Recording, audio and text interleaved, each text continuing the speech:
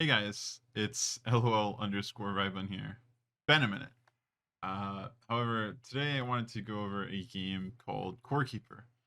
I wanted to go over just the basics, not delve too far into it because I don't want to spoil a lot of the content that's in the game.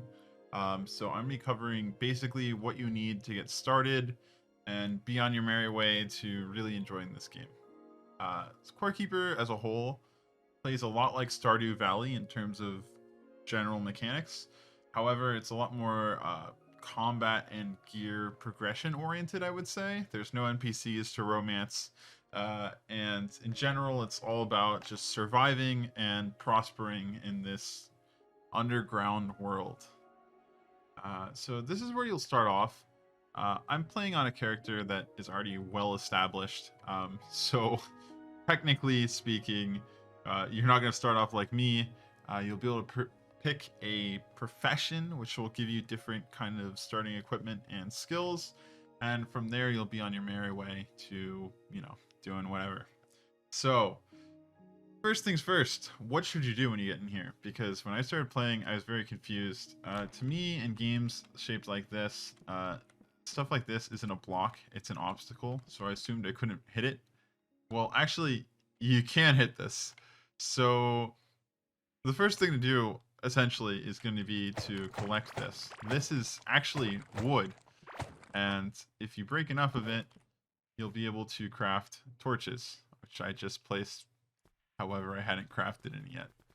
You craft a bunch of torches, you throw them around. You'll quickly realize this is a big room filled with wood and mushrooms. I would suggest harvesting both the wood and the mushrooms and just carving out this entire room, because ultimately this room is going to be where you're getting all of your basic starting materials from. So I'll do that real quick.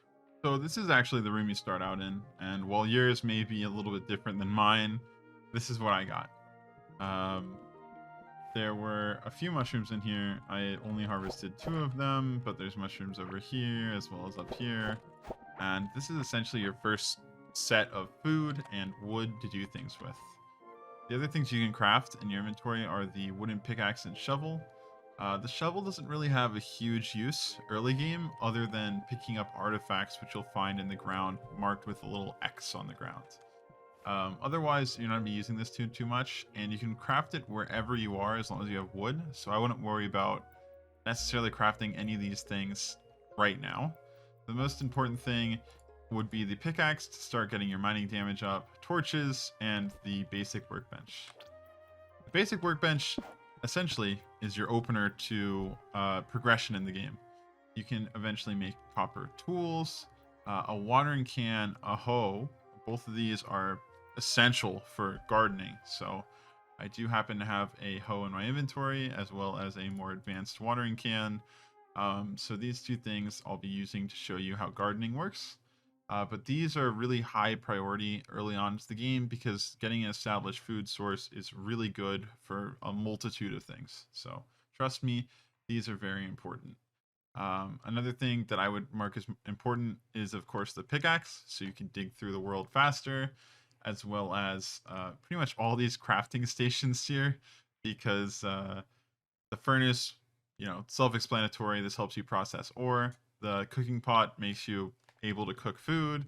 The anvil, I would put almost in the back burner, honestly. It's important, but I wouldn't mark it as super important as a first top priority. The salvage and repair station, which you may have guessed it, lets you salvage old tools, repair new ones, or also old tools as well. And the tin workbench, as you may have guessed, is kind of the next tier of workbench, so you can move your way through the game. And this base section over here just helps you build a base so that you can find a place that you feel protected in. So, once you've done this, there's a few more things that you need to know about the game that are really helpful for the early game. First and foremost, we'll walk around here a little bit. I know I saw some down here, but these sparkles like this mark ore. So if you mine towards them, and I'll use a torch to make it more similar to what you guys will experience with lower level mining. Once I get down here, you'll see this marks ore. So here's our first few pieces of copper ore, and I can actually mine these with my hands, which is kind of different than other games. However, once I pick that up, I'll be able to throw this in the furnace later on and get copper bars out of it, which is super, super helpful. There's another kind of sparkle in this game as well, which luckily we stumbled upon. Can't quite make it out here, and I don't have bridges, so let me go craft some. These bridges, by the way, are one of my most, I would say these are super important to know about. These will let you cross through water or gaps in the world to get to wherever you want to go. So you'll notice if we get close to this, you'll see it's actually fish swimming around. So when you see stuff like this in the water, it means it's a really good fishing spot and you'll be able to catch fish on the line, which turns into food, which feeds you and also gives you other bonuses as food does. So really quickly, I'll show off the fishing system. I threw that a little bit far, but I think it's still in the range, so we should be okay. So once you have a fish on the line, of course, I have a really good fishing rod, so it's going to go very, very slowly here. You'll notice that it alternates between orange and red. While it's orange, I can pull it. If I try reeling in while it's red, it just extends this bar down here. Now, the goal of the fishing game essentially is to get the fish all the way to the left side. And once you've done that, you get the fish. The other thing that you can do while fishing is, of course, mess it up. And essentially, the two ways you can do this is you just keep reeling. And actually, I'll probably end up catching the fish if I don't purposely mess it up. And it breaks the line. Or, if you just let the fish go, you'll also lose the fish. So if I just let this fish tear its way through my bar all the way to the end, that fish will be long, long gone. Those are the two ways you can lose the fish, and that's essentially the very basic explanation of fishing. One thing to know about fish is they all have their own little individual patterns, which you'll learn as you do it, and really it's an experience type thing that you'll get better at as you do it. So we have fish. We need to get a little bit more dirt blocks, believe it or not, to be able to craft the furnace. But once we get the furnace up and running, you'll note we can put copper in, and you don't need anything to fuel this. So the copper will go through, it'll smelt, and we'll be able to make stuff with it. Last part of things you need to know to get on your merry way is farming. Farming, simply put, you grab a hoe, you till the ground with it, you grab a seed, which I happen to have this bomb pepper seed on me, you plant it, and you water it. You wait a bit, it grows, you harvest it, rinse and repeat.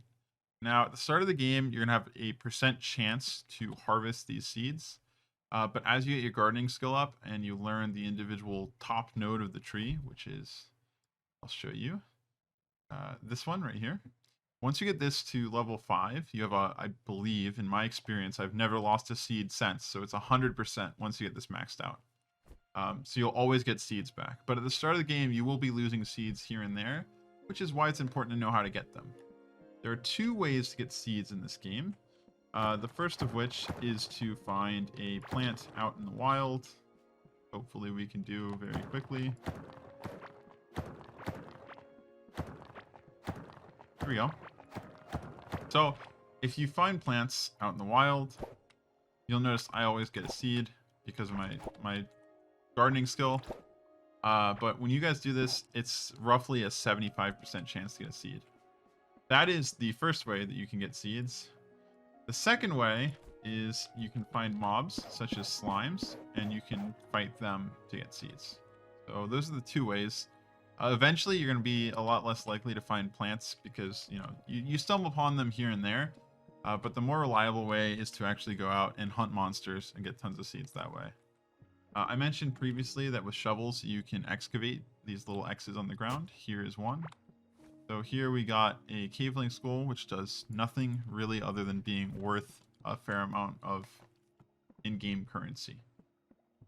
So that's about it when it comes to excavation. We covered gardening and acquiring seeds, and that would be most of what you need to know for the early game. One last thing I should mention is there's actually a different type of seed, which I have here. It's called a root seed. You'll notice all these other seeds say stuff like grows into a spicy vegetable when planted, grows into a healthy fruit when planted. The root seed says once planted, it spreads roots in every direction. Now, you may have guessed it, but the wood that we were harvesting at the start of the game, that's what the roots are. So, to get essentially a wood supply, you place one of these root seeds down, you water it, it'll grow up to be this little wooden chunk with little green leaves on it, and it'll just spread roots in every which direction. You then harvest the roots, but not the center plant, and you get sustainable wood from this.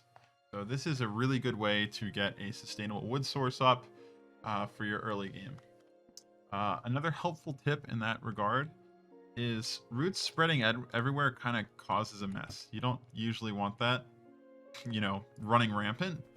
So one way you can protect yourself from it spreading very far is if you cover it or surround it, I guess, in floors. It actually will not grow over these floors. So if you surround it, this essentially becomes the limit of how far it can grow. So with that being said, I think that's pretty much everything I want to say about the early game. It'll give you a nice way to start the game and work your way towards, sustainable food and exploring the world and really enjoying this game for what it is, because it's a really, really good game. One more thing you may be wondering is how you get a fishing pole, because you don't see it over here, and you probably don't see any way to get it at all as far as the stage goes. However, the way you get the fishing pole, I believe, is the tin workbench. I'll check really quick just to make sure it's not the anvil, but I believe the anvil only gets you access to your first stages of armor. So I'll check really quick, and then I'll tell you for sure, and then we'll wrap this thing up. I was correct. The tin workbench is the first fishing pole you can craft, and it is the tin fishing pole. However, the other thing I should note is there are little storage crates around the world, and when you destroy those, you can also get stuff like fishing poles and other, equipment. So that's another way you can get started on that. I think I covered all the basics, and I hope I did a decent job of doing that. I just know when I started this game, I felt like I knew what I was doing, and nothing's like super, super complicated. But some of it eluded me, like what to do at the start of the game. I didn't really think about how to get torches or anything like that. And so I felt like it would be helpful for a lot of people to get a basic idea of how things work at the start of the game. There actually is one more thing I haven't covered yet. I just realized I never covered how cooking works. So there's kind of two parts to cooking, or essentially. You can combine two things, such as these two heartberries, and you can make a food. If you haven't made the food before, this will be grayed out. You won't know what it does.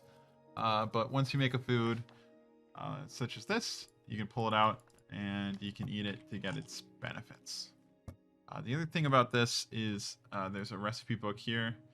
You can learn all these different recipes that do different things. I don't want to spoil too many of them.